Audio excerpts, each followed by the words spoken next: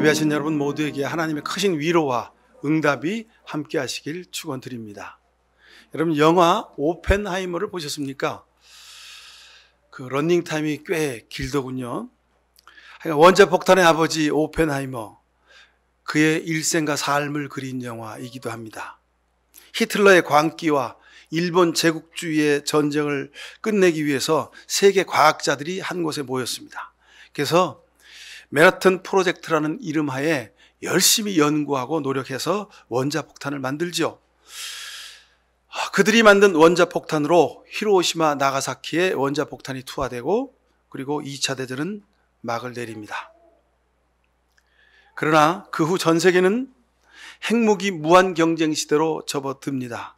이를 본 오펜하이머는 1967년 그가 죽을 때까지 반핵 운동을 하는 평화 운동가로 살았습니다.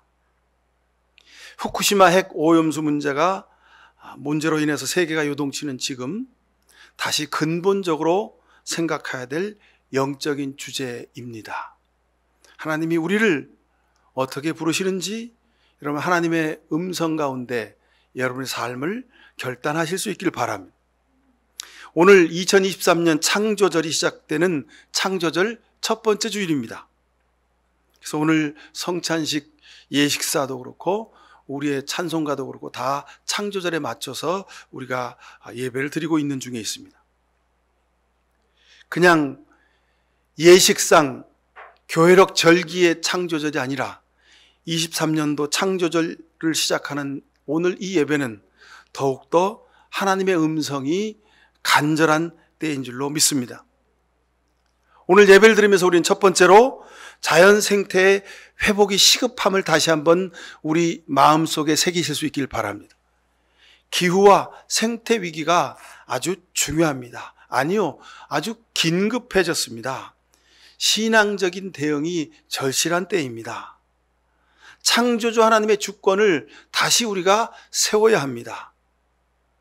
온 세상의 생명의 주권이 사람의 손에 떨어져 버렸습니다. 아닙니다, 여러분. 사람 손에 있는 것이 아니라 하나님 손에 있습니다. 다시 세워야 합니다. 그리스도 안에서 하나님이 인간뿐만 아니라 피조물 전체를 사랑하고 구속하며 섬기라고 우리에게 책임을 맡기셨습니다. 근데 우리는 우리 인간만 잘 먹고 잘 살려고 지금까지 달려온 겁니다. 잘못된 우리의 믿음, 잘못된 우리 인간들의 삶의 패턴을 다시 돌이켜야 할 때가 되었습니다. 이것이 이 시대의 가장 중요한 신앙의 기본입니다. 인간은 인간 자신들만을 위해서 이 온 지구 세상을 마음대로 쓰고 사용하며 살았습니다. 성경에 하나님이 그렇게 말씀하셨다고 성경을 갖다 들이댑니다. 그 성경의 기준이 바로 그 성경의 근거가 오늘 읽은 말씀입니다. 2절 하반절에 보니까 그리고 그가 바다의 고기와 공중의 새와 땅에 사는 온갖 들짐승과 땅 위에 기어다니는 모든 길짐승을 다스리게 하자 하셨습니다. 다스리란 말은 함부로 하라는 말이 아니었는데 무식하게도 다스리라 했더니 자기 멋대로 살리고 죽이고 했던 겁니다. 28절에도 하나님이 그들에게 말씀하시기를 생육하고 번성하여 땅에 충만하여라, 땅을 정복하여라, 바다의 고기와 공중의 새와 땅 위에서 살아 움직이는 모든 생물을 다스리라 했다고 해서 사람들이 마음대로 그렇게 죽이고 살렸습니다. 그런데 성경은 하나님은 우리에게 그렇게 말씀하지 않으셨습니다. 여기서 이 다스리는 것은 마음대로 내 멋대로 하는 것이 아니라 주인 행세하는 것이 아니라 하나님이 창조하시고 만드셨으니 우리가 잘 관리하고 잘 섬겨야 한다는 그런 뜻이 이 속에 담겨 있음을 우리가 몰랐던 겁니다. 아니요, 알고 있어도 우리가 그렇게 살아왔던 겁니다.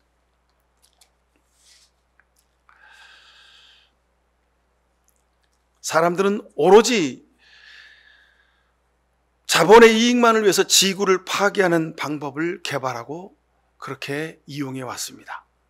돈이 되는 일이면 자연뿐만 아니라 사람이라도 자기 마음대로 생사열탈을 했습니다. 그 결과로 지구가 정상적인 리듬을 잃어버렸습니다. 혹한과 폭염이 반복됩니다. 북극의 빙하가 녹아내렸습니다. 극지방이 여름과 같은 기온이 되었습니다.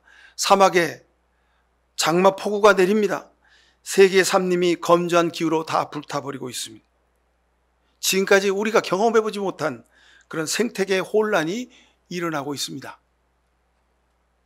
지난 50년 동안 지구에 있는 포유류, 파충류, 양서류, 조류, 어류의 60%가 인간의 개발과 파괴로 멸종하고 말았습니다. 이게 도대체 무슨 일입니까? 100만 종 이상의 생물이 멸종 위기에 처해 있다고 말합니다. 바다는 산성화되고 온난화되고 있고 살아있는 물고기는 죽은 플라스틱으로 다 바뀌어져 가고 있습니다. 아마도 100년 안에 우리 후손들이 그럴 것 같습니다. 옛날에는 바다에 사는 물고기도 잡아먹었대. 여러분, 이 이야기가 이상하게 들리지 않습니까? 아마도 이렇게 가다가는 100년 이내에 아이들이 그렇게 말할 겁니다. 2023년, 25년 그때는 바다의 물고기도 잡아먹었대. 그래? 그걸 어떻게 잡아먹었대? 해수면이 상승해서 해안가에 있는 도시들이 다 물에 잠기게 될 것입니다. 산호초가 죽어가고 바다가 사람이 살 수 없는 곳으로 변해가고 있습니다. 기록적인 기상 이유로 인해서 치명적인 가뭄, 홍수, 폭풍, 폭염이 증가합니다. 이것은 결과적으로 가까운 시일 내에 온 세계가 식량난에 빠질 것을 예고합니다. 여러분, 세계에 사는 사람들 가운데 먹을 것이 부족하면 어떻게 됩니까? 전쟁이 일어나고 온 세계가 혼란에 빠질 것입니다. 이제 핵무기를 가진 나라들이 세상의 모든 나라들을 종처럼 취급하게 될 날이 오게 될 것입니다. 이런 시대를 살아가는 우리 그리스도인들에게 복음의 부르심은 도대체 어떤 의미일까요? 예수 믿으세요? 예수가 그리스도 하나님의 아들이십니다. 믿으십니까? 예수님이 십자가에 죽으셨습니다. 그 주님의 대속함을 믿으십니까? 믿으시면 당신은 하나님의 아들입니다. 당신은 구원받았습니다. 여러분, 구원은 여기에만 머무르는 것입니까? 우리 지구는 다 망해가고 사람들은 다 죽었는데 우리가 입술로 고백한 구원이 어떤 의미가 있습니까? 오늘 성경 본문의 창세기 1장 32절, 하나님이 온 세상을 창조하시고 보시기에 심히 좋았다 그랬습니다. 이것이 하나님의 선언이고 하나님이 우리에게 말씀하신 복음의 핵심입니다. 창조신앙의 핵심입니다. 하나님이 보기에 좋았던 그 세상, 그것이 하나님이 원하시는 일이라는 겁니다. 예수 그리스도가 이 땅에 오셔서 십자가 지시고 우리에게 대속의 은혜를 베푸신 이유도 바로 하나님 보시기에 좋은 세상을 만들기 위함인 것을 우리가 깨달아 알기를 바랍니다.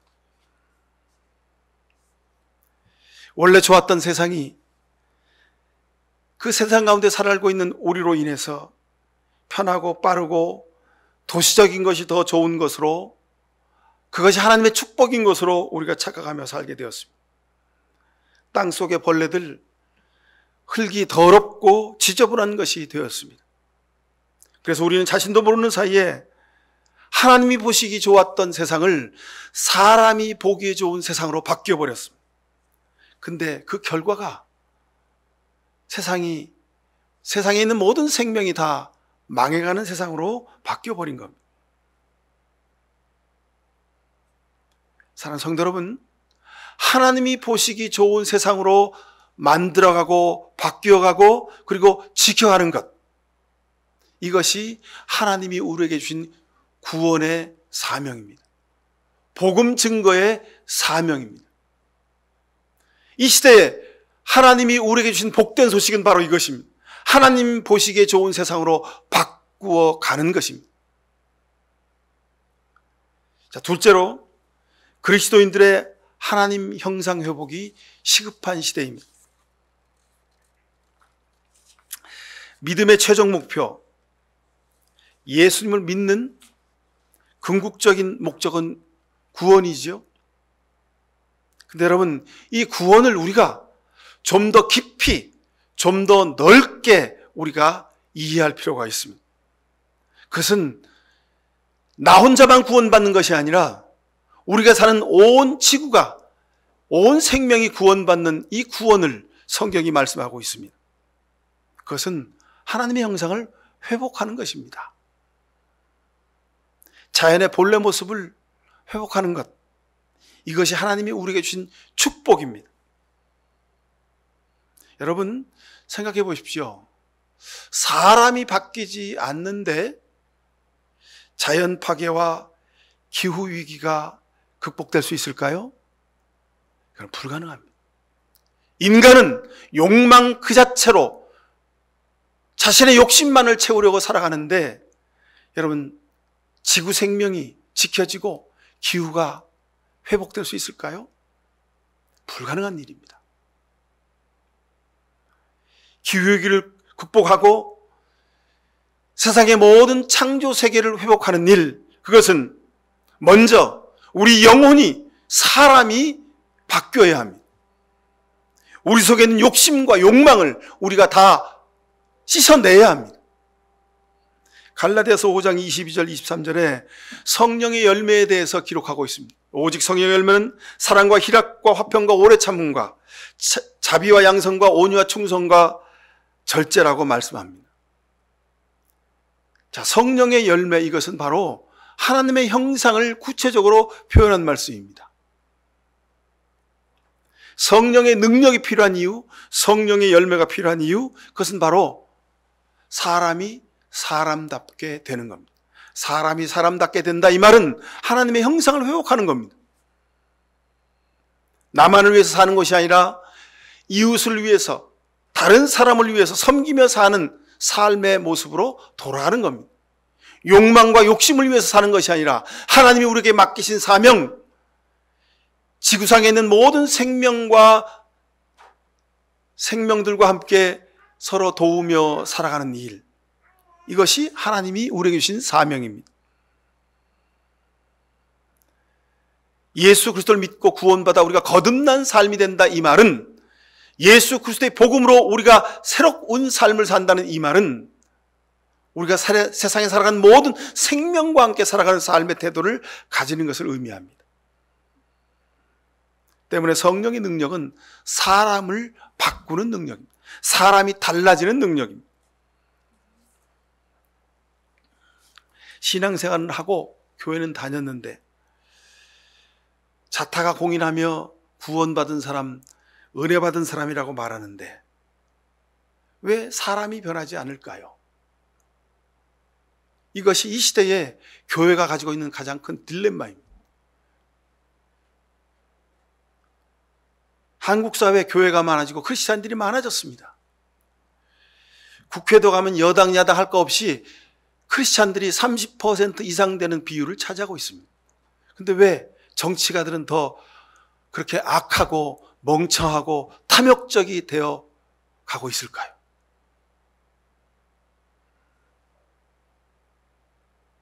심리학에서는 사람의 성격이 변하지 않는다고 말합니다. 불가능하다고 말합니다.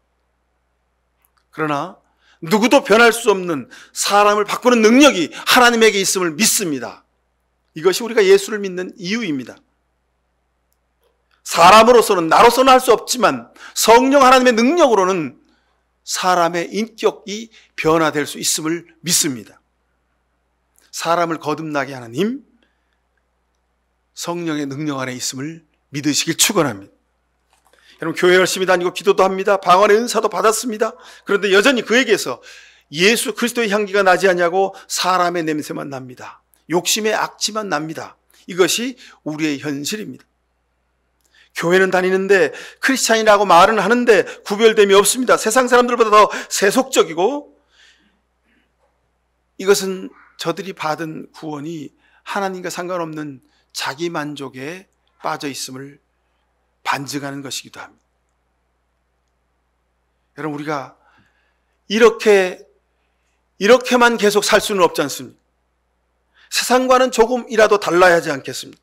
구별됨이 있어야 되지 않겠습니까? 세상 사람들은 자기 편안함을 위해서 살지만, 자기의 목적만을 위해서 살지만, 우리는 하나님이 만드신 이 세계를 구원하는 생명을 살리는 믿음의 사명을 가지고 살아야 하지 않겠습니까?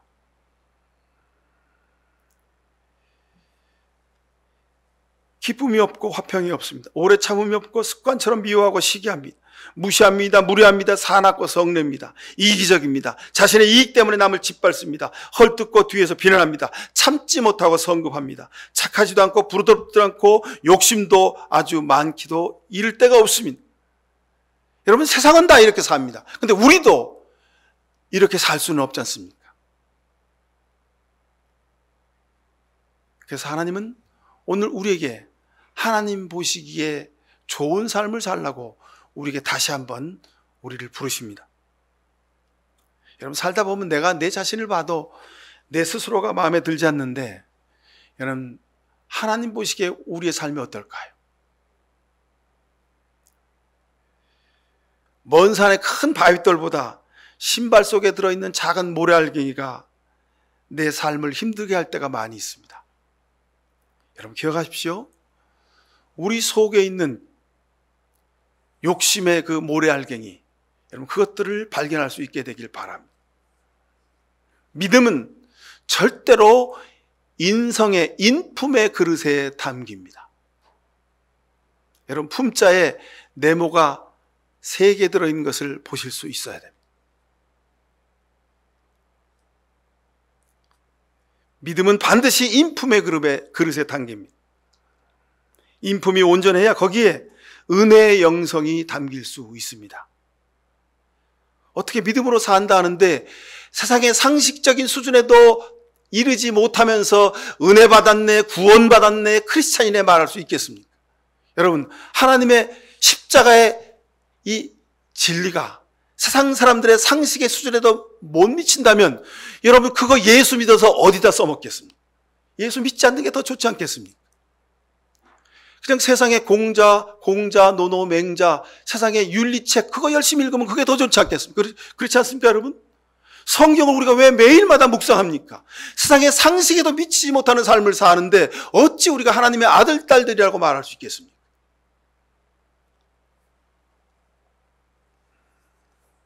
우리가 성경을 읽고 은혜 받는 것은 성경 속에 세상을 초월하는 하나님의 인품이, 초월적인 은혜의 윤리가 있기 때문 아니겠습니까? 그렇게 사는 우리가 어찌 세상에서 욕망을 위해 다름질 쳐야 되겠습니까? 우리가 성경에 있는 것은 성경 속에서 하나님을 믿고 믿음으로 살아왔던 믿음의 선진들이 아름다운 삶의 열매를 우리에게 보여주기 때문입니다. 자신의 문제에 얽매이지 아니하고 하나님의 말씀을 의지해서 어떤 형편과 처지에 있더라도 하나님의 말씀을 따라 살았던 그 아름다운 삶이 있기 때문 아니겠습니까? 조카 롯한테 좋은 땅을 양보하고 되도록이면 평화하라고 했던 아브라함을 아시죠? 그와 같은 아브라함을 남처럼 대하고 자기 땅에 욕심을 내다가 하나님께 벌을 받아서 포로로 잡혀가는 신세가 되는 롯을 봅니다. 그런데 이 위험에 처한 조카 롯을 구하기 위해서 생명을 걸고 싸우는 아브라함의 모습을 봅니다. 너무나도 듬직하지 않습니까? 상대가 내게 어떻게 대하든지 간에 나는 하나님의 말씀에 따라서 믿음으로 저들을 대하는 것, 이것이 구원받은 이들의 삶의 모습 아니겠습니까? 본토 친척 아비 집을 떠나서 내가 지시할 땅으로 가라는 이 단 한 말씀에 뒤도 돌아보지 않고 고향을 떠나는 아브라함의 그 용기 있는 믿음의, 그것이 오늘 이 시대를 사는 우리에게 필요한 믿음입니다. 용기 있는 믿음이 필요합니다. 보디발 장군 아내의 유혹, 당대 최고의 권력의 핵심의 유혹 앞에서 눈 질끈 감고 그러지요. 그냥 제가 세상 권력에 잠깐 눈 감았습니다. 하나님이 이번만 좀 참아주세요 하고 세상의 논리와 세상의 상식에 기대어 살아가고 있으십니까? 그런데 요셉은 그러지 않았습니다. 하나님 앞에서 죄를 지을 수 없다면서 하나님 앞에 믿음을 지켰습니다. 믿음 지킨 것 때문에 요셉은 억울하게 감옥에 갇혔고 온갖 고생을 했습니다. 그러나 그는 좌절하지 않았고 자신의 꿈을 포기하지 않았습니다. 자신을 노예로 팔았던 형들을 용서하고 끌어안았던 요셉입니다. 요셉의 인생의 순간순간의 장면을 우리가 성경을 통해 읽으면서 믿음으로 사는 것은 이런 것이구나. 내게 불리하고 내게 어려움이 올지라도 내가 옥에 갇힐지라도 하나님 말씀에 순종하는 것이 믿음이구나. 여러분, 이 속에 하나님의 형상이 있습니다. 고용노동부는 지난 2023년도 최저임금을 시간급으로 해서 9,620원으로 8월 5일 날 고시를 했습니다. 월급으로 환산할 경우 주당 40시간 근무하면 매월 월급을 201만 580원을 받아서 그것으로 먹고 살아라. 그렇게 고시한 겁니다. 여러분, 201만 580원 가지고 먹고 살 수 있습니까? 점심밥 한 그릇이 10,000원인데요. 전철비도 오르고 택시비도 오르고 버스비도 오르고 모든 것이 다 20% 30% 다 올랐는데 왜 최저시급만 10원 20원씩 오르는 것일까요? 목사님, 모르는 소리 하지 마세요. 자영업자들이 다 죽습니다. 최저시급 10,000원 넘으면요 자영업자들이 다 죽어요. 그 말도 일리가 있습니다. 제가 모르고 하는 소리일 수 있겠습니다. 그런데 성경을 보니까 성경에서 하나님은 우리에게 이런 기준을 제시해 주고 있습니다. 포도원 주인은 일자리가 없이 그냥 빈손으로 집에 돌아갈 가난한 사람들이 눈에 밟혔습니다. 그래도 시도 때도 없이 시장을 들락거립니다. 일을 다 마치고 이제 자신의 포도원에서 일할 사람들이 돌아갈 시간입니다. 근데 보니까 시장 바닥에 일자리가 없어서 서성거리는 사람들이 보입니다. 그래서 안타까운 마음으로 이제 일할 시간이 한두 시간밖에 안 남았는데도 불구하고 포도원 주인은 이보시오, 우리 포도원으로 갑시다. 가서 일 좀 해요. 어르신, 이제 오늘 일 마칠 시간이 다 됐는데 그래도 저를 부르시는 겁니까? 그래도 와서 일해. 그리고 포도원으로 데려갔습니다. 가서 1시간만이라도 일하라고 일을 시킨 겁니다. 1시간밖에 일하지 않았는데 일하는 시간이 끝났어요. 그리고 그날 일한 사람들이 다 모였습니다. 그날 이제 품삯을 받기 위해서. 이게 웬일입니까? 아침부터 일한 사람 하루 품삯을 다 줬어요. 근데 와서 한두 시간밖에 일하지 않은 가장 늦게 온 나한테도 하루 품삯을 주는 거예요. 깜짝 놀란 거죠. 성경은 포도원 주인의 마음이 하나님의 마음임을 우리에게 알려주십니다. 포도원 주인의 가슴에는 사랑의 욕심이 많았습니다. 이 마음이 바로 아버지의 마음입니다. 하나님의 심정입니다. 예수님의 마음입니다. 어떻게 해서라도 최저시급을 올리지 않는 것이 경제발전에 도움이 된다는 이 세상입니다. 그런데 이 시대를 사는 우리에게 하나님은 성경을 통해서 한두 시간밖에 일하지 않았지만 그에게도 온전한 하루 품삯을 지급하는 것이 하나님의 마음이라고 우리에게 선언하고 계시는 겁니다. 하나님의 형상을 회복한다는 것은 바로 이런 뜻입니다. 여러분, 우리는 세상의 경제 논리로 사는 사람들이 아니라 하나님의 말씀의 원칙으로 사는 사람들입니다. 자, 가늠하다 현장에 붙잡힌 여인에게도 다시 기회를 주셨습니다. 자신을 3번씩이라고 모른다고 부인한 베드로도 다시 찾아가서 소명을 주셨습니다. 주님은 분명히 말씀하셨습니다. 나는 의인을 위하여 온 것이 아니라 죄인을 위하여 내 몸을 주러 왔다고 말씀하고 계십니다. 여러분, 성경 곳곳에는 하나님의 마음, 예수님의 마음이 가득가득 쌓여 있습니다. 왜냐하면 우리로 하여금 하나님의 마음, 예수님의 마음으로 세상을 살라 하시는 이유입니다. 여러분, 지금처럼 그대로 다른 세상 사람들이 사는 것처럼 그냥 사시렵니까? 아니면 하나님이 창조하신 본래의 모습처럼 하나님 보시기에 좋은 삶을 살아가시렵니까? 자신의 말과 소비하는 행동이 마음의 씀씀이가 바뀌어야 합니다. 이것이 구원받은 사람의 삶의 모습입니다. 예수님의 보혈로 구원받은 사람은, 교회 다니는 사람은 저렇게 절약하고 합리적인 소비를 하고 사는구나. 목양교회 다니는 교인들은 환경을 생각하며 절제하며 사는구나. 그리스도인들은 세상을 지키는 사람들이구나. 저 사람들은 믿음직한 사람이구나. 여러분, 세상 사람들이 여러분을 보면서 이렇게 말할 수 있게 되기를 바랍니다. 여러분, 그저 예수 천당 불신지역을 평생 외쳐서 누군가 구원받겠다고 여러분 그런 생각을 하십니까? 그것은 영적인 자기 기만일 뿐입니다. 로마서 12장을 보면서 여러분 말씀을 마치려고 합니다. 로마서 12장 2절에 보면, 여러분은 이 시대의 풍조를 본받지 말고 마음을 새롭게 함으로 변화를 받아서 하나님의 선하시고 기뻐하시고 완전하신 뜻이 무엇인지를 분별하도록 하십시오 그랬습니다. 여러분, 이 시대에 하나님의 선하시고 기뻐하시고 완전하신 뜻이 무엇인지를 우리가 분별해야 합니다. 9절에 사랑에는 거짓이 없어야 합니다. 악한 것을 미워하고 선한 것을 굳게 잡으십시오. 10절에 형제의 사랑으로 서로 다정하게 대하며 존경하기를 서로 먼저 하십시오. 11절에 열심을 내어서 부지런히 일하고 성령으로 뜨거워진 마음으로 가지고 주님을 섬기십시오. 15절에 보니까 기뻐하는 사람들과 함께 기뻐하고 우는 사람들과 함께 우십시오. 16절에 서로 한 마음이 되고 교만한 마음을 품지 말고 비천한 사람들과 함께 사귀고 스스로 지혜가 있는 채 하지 마십시오. 17절에 아무에게도 악으로 악을 갚지 말고 모든 사람이 선하다고 생각하는 일을 하려고 애쓰십시오. 21절에 악에게 지지 말고 선으로 악을 이기며 세상에서 승리하십시오 그랬습니다. 여러분, 선으로 악을 이기는 방법은 하나님 보시기에 기뻐하시는 일을 하며 사는 것입니다.